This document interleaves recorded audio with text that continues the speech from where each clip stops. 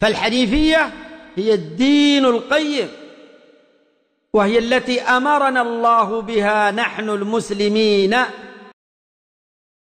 Certains ennemis de l'islam et du tawhid viennent en disant qu'il ne faut pas diviser le tawhid, car il n'y a aucune preuve du Coran et de la Sunna sur la division du tawhid. Nous allons essayer de répondre à cette ambiguïté, Inch'Allah. La personne qui nie la division du tawhid ne sort pas de deux cas. Le premier cas est celui qui renie le tawhid de manière complète.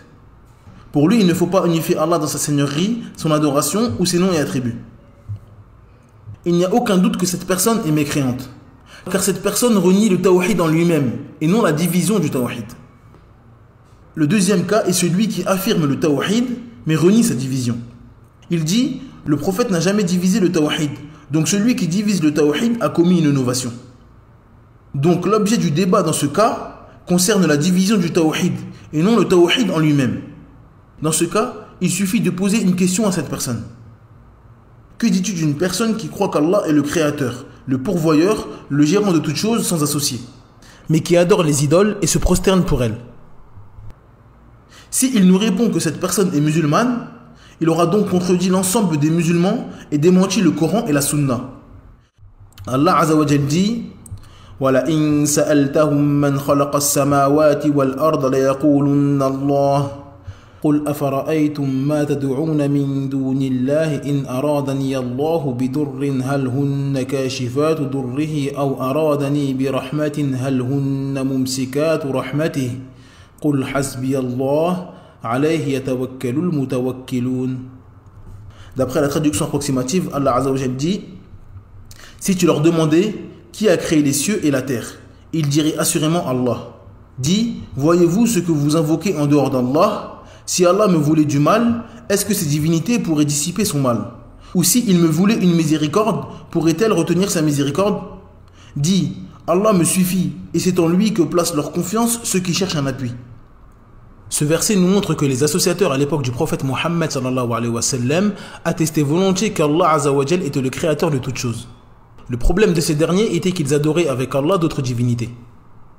Donc ils attestaient qu'Allah Azza wa Jal était le créateur de toutes choses, le pourvoyeur de toutes choses et le gérant de toutes choses.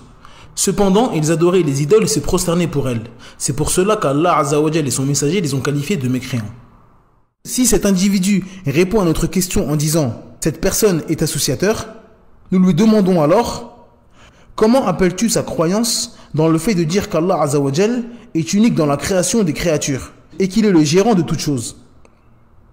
Cette personne répondra sûrement que ceci est du tawhid, car un musulman ne peut pas dire que celui qui atteste qu'Allah est le seul créateur, le seul pourvoyeur et le seul gérant de l'univers n'est pas venu avec le tawhid. Nous lui demandons donc d'où est venue l'association de cet associateur.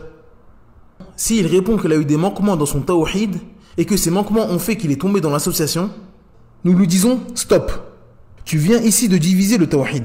Donc ta réfutation de diviser le tawhid est caduque, car tu viens toi-même de le diviser.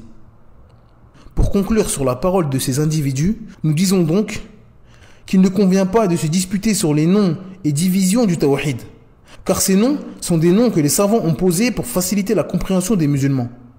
Il n'y a aucun doute pour celui qui maîtrise un minimum le Coran et la Sunna que le tawhid se divise en plusieurs parties.